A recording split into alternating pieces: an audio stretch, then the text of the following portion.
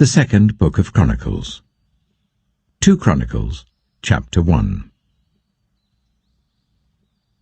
Solomon, son of David, established himself firmly over his kingdom, for the Lord his God was with him, and made him exceedingly great.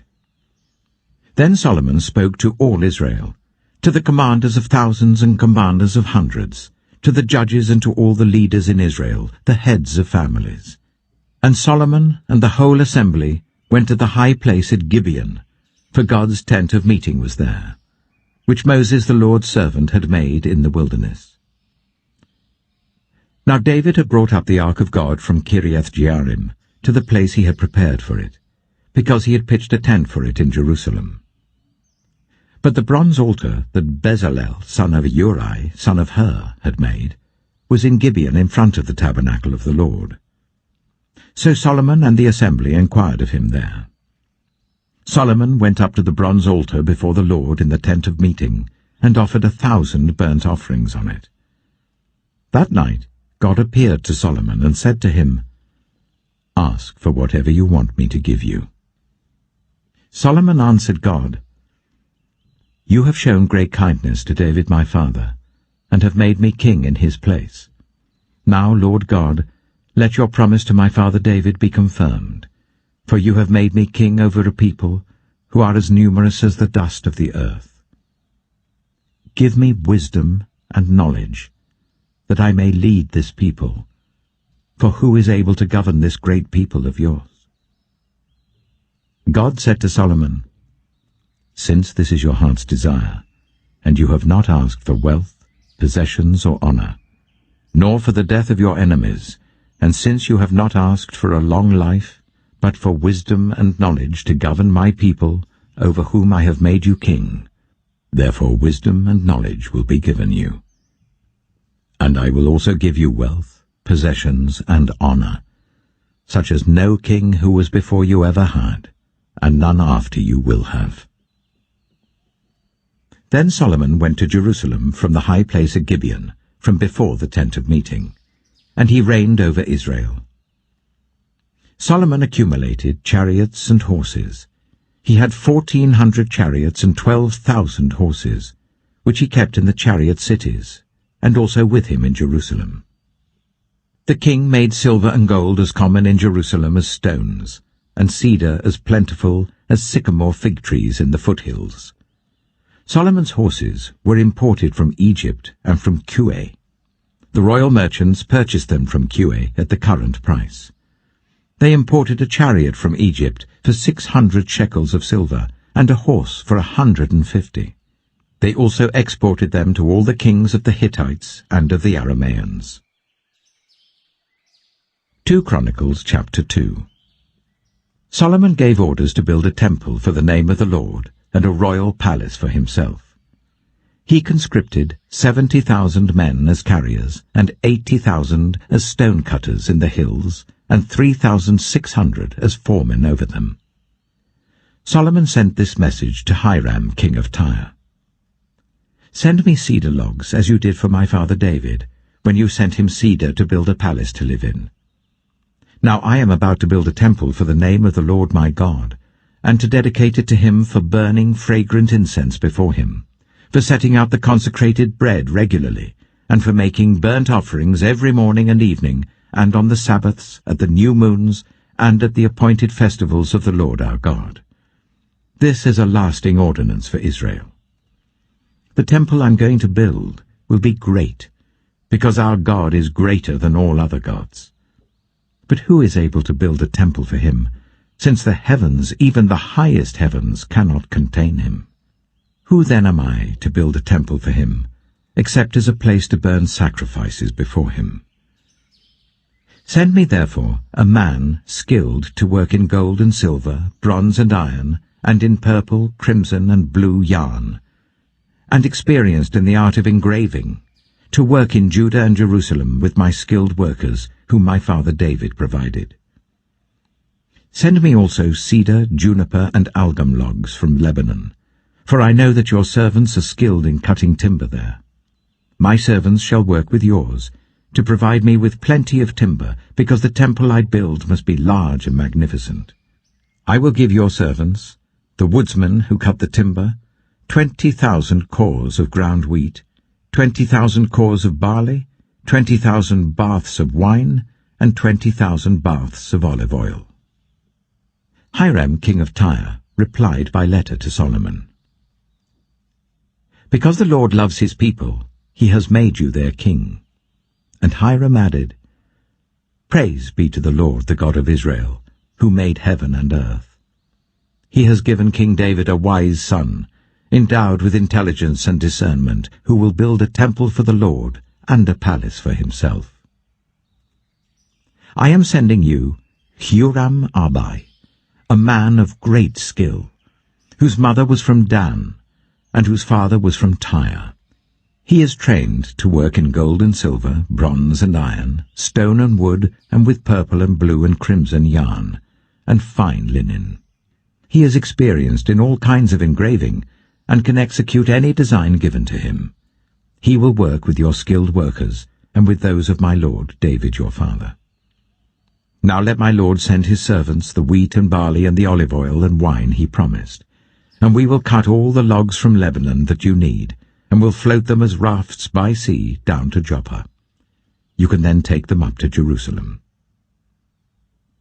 Solomon took a census of all the foreigners residing in Israel, after the census his father David had taken, and they were found to be 153,600. He assigned 70,000 of them to be carriers, and 80,000 to be stone cutters in the hills, with 3,600 foremen over them to keep the people working. 2 Chronicles chapter 3. Then Solomon began to build the temple of the Lord in Jerusalem on Mount Moriah, where the Lord had appeared to his father David. It was on the threshing floor of Araunah the Jebusite, the place provided by David. He began building on the 2nd day of the 2nd month in the 4th year of his reign.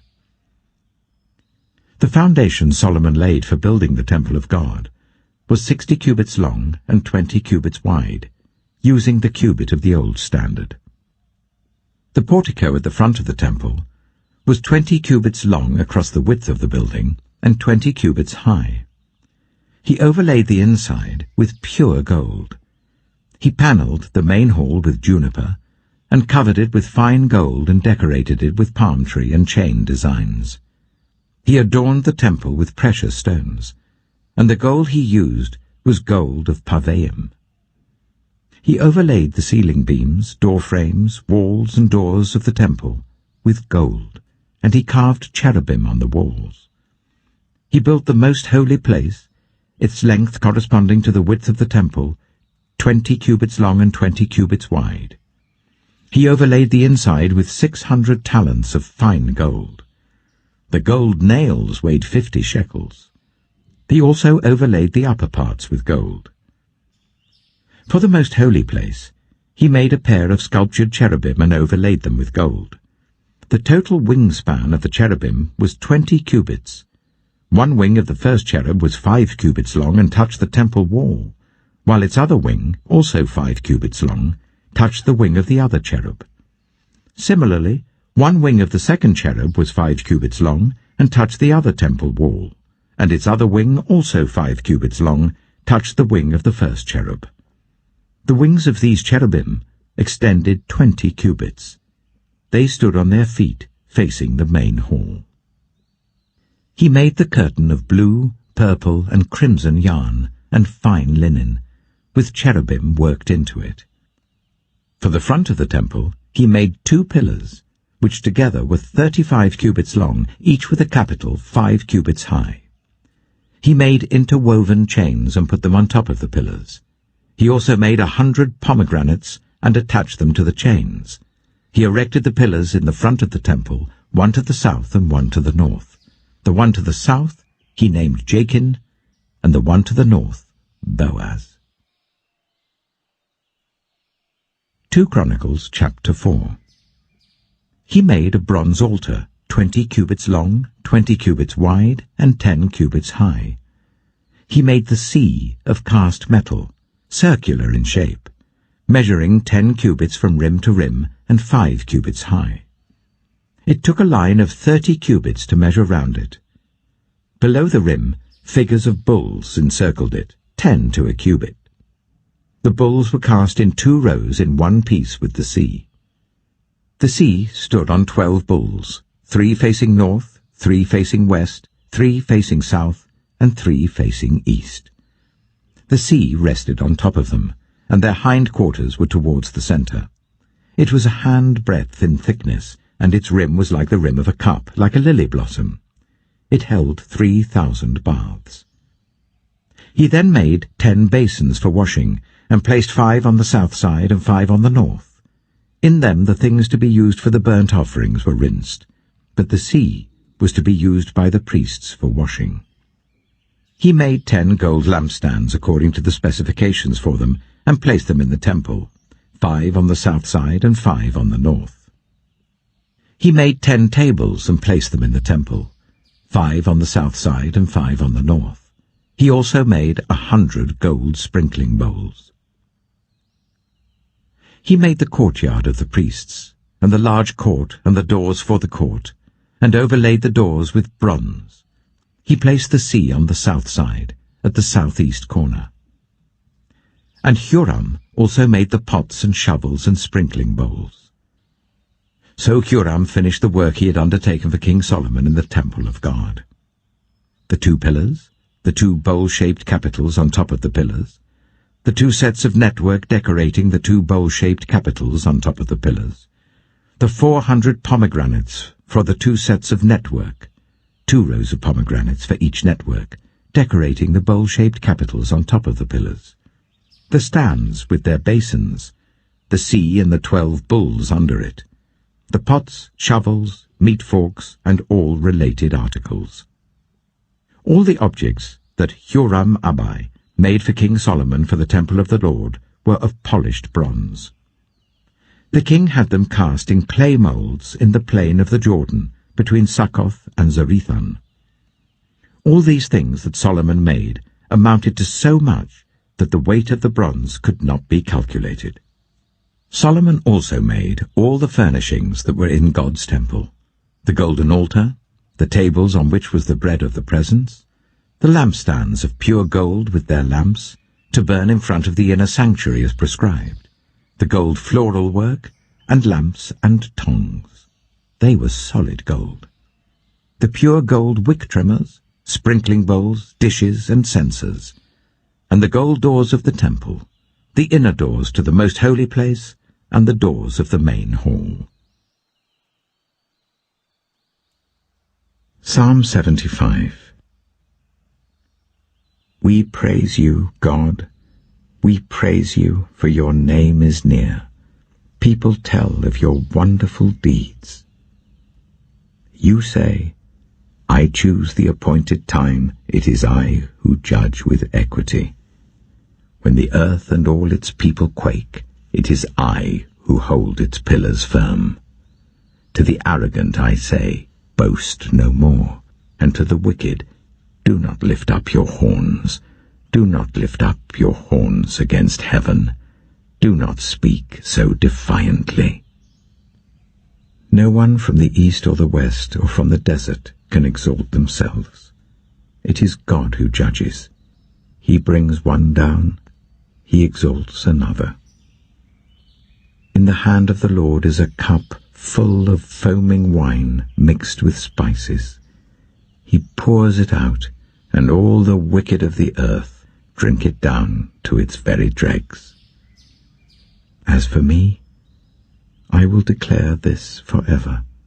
I will sing praise to the God of Jacob, who says, I will cut off the horns of all the wicked, but the horns of the righteous will be lifted up.